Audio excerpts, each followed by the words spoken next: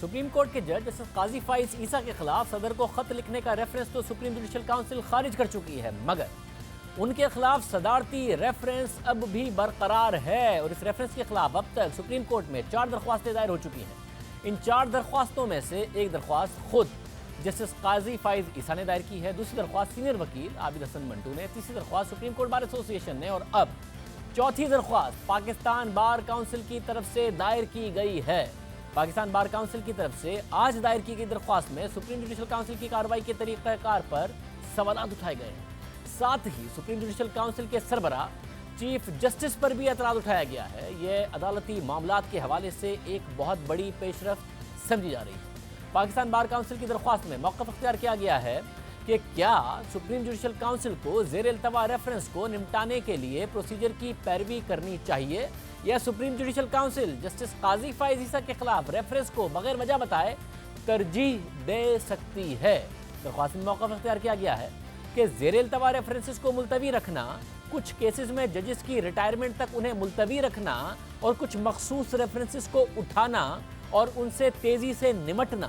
کیا یہ آئین کے آرٹیکل کی خلاف ورزی نہیں ہے؟ پاکستان بار کونسل نے اپنی درخواست میں موقف اختیار کیا کہ جو باتیں چیف جسٹس اور جسٹس قاضی فائز عیسیٰ کے درمیان ہوئی ہیں تو کیا اس کے بعد یہ مناسب ہوگا کہ chief justice supreme judicial council کا حصہ رہیں؟ پاکستان بار کونسل نے اپنی درخواست میں موقف اختیار کیا کہ کیا ججز کی آزادی کو ایگزیکٹو، ساتھی ججز اور سپریم جوڈیشل کونسل کے ممبران کی ممکنہ مداخلت اور اثر سے تحفظ فراہم نہیں کرنا چاہیے؟ پاکستان بار کونسل نے اپنی درخواست میں موقف اختیار کیا کہ کیا سپریم جوڈیشل کونسل کے کسی ممبر سے متعلق کوئی انکوائری یا ریفرنس زیر التوا ہے؟ اگر ہاں تو کیا ان ریفرنسز کے نمٹنے سے پہلے یہ مناسب اور قانون کے مطابق ہوگا کہ وہ ممبر سپریم جوڈیشل کونسل میں بیٹھیں؟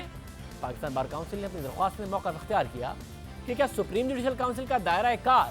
ان افراد تک بھی جاتا ہے جو سپریم کورٹ کے جج نہیں ہیں؟ کیا سپریم کورٹ کے کسی جج کا احتساب ان اثاثوں سے متعلق کیا جا سکتا ہے جو ان کی اہلیہ اور بالغ بچوں کے نام پر ہو اور اہلیہ اور بچے جج کے زیر کفالت نہ ہوں؟ پاکستان بار کونسل نے اپنی درخواست میں موقف اختیار کیا کہ ایسا لگتا ہے کہ جسٹس قاضی فائز عیسیٰ کے خلاف ریفرنس کی تفتیش غیر معمولی تیزی کے ساتھ کی جا رہی ہے اور ان ریفرنسز سے پہلے کی جا رہی ہے جو پہلے سے زیر التوا ہیں۔ پاکستان بار کونسل نے اپنی درخواست میں موقف اختیار کیا کہ جسٹس فائز عیسیٰ نے فیض آباد دھرنا کیس کا جو فیصلہ سنایا ہے اس میں اداروں کو اپنی حدود میں رہنے کی جو باتیں کی گئی ہیں اس سے سیاسی طبقوں میں بہت شور اٹھا، جس کے بعد فیض آباد دھرنے کے فیصلے کے خلاف 8 نظر ثانی کی اپیلیں دائر ہوئیں، جبکہ تحریک انصاف نے اپنی پہلی نظر ثانی اپیل میں جسٹس فائز عیسیٰ کے لیے بہت نفرت انگیز اور منفی زبان استعمال کی اور بعد میں اس نظر ثانی اپیل کو واپس لے لیا گیا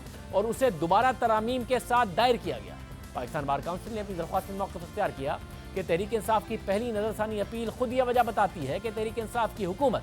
جسٹس فائز عیسیٰ کے خلاف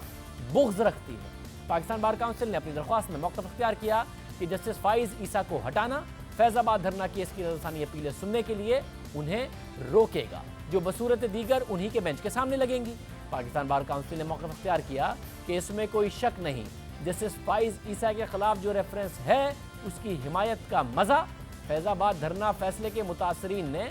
ضرور لیا ہوگا، جس کے بعد پاکستان بار کونسل نے اپنی درخواست میں کچھ گراؤنڈز بھی شامل کیے ہیں۔ پاکستان بار کونسل نے اپنی درخواست میں موقف اختیار کیا کہ ریفرنس کی ترجیحاتی لسٹنگ کی اگر کوئی وجہ موجود نہ ہو تو سپریم جوڈیشل کونسل کو ہر ریفرنس کو اس کے نمبر کے مطابق اسٹینڈرڈ پریکٹس کے طریقے سے نمٹانا چاہیے۔ پاکستان بار کونسل نے اپنی درخواست میں موقف اختیار کیا کہ سپریم جوڈیشل کونسل کے کسی ممبر کے لیے یہ مناسب اور قانون کے مطابق نہیں ہے کہ وہ سپریم جوڈیشل کونسل میں اپنے خلاف انکوائری ختم ہونے سے پہلے بیٹھیں۔ اس کے علاوہ چیف جسٹس نے اپنے 19 اگست کے فیصلے میں کچھ باتوں کو تسلیم کیا، اس کے بعد ان کی طرف سے سپریم جوڈیشل کونسل کا حصہ رہنا مناسب نہیں ہے۔ پاکستان بار کونسل نے اپنی درخواست میں موقف اختیار کیا کہ صدارتی ریفرنس کو بدنیتی پر مشتمل قرار دیا جائے اور سپریم جوڈیشل کونسل کو اس ریفرنس کی کارروائی سے روکا جائے۔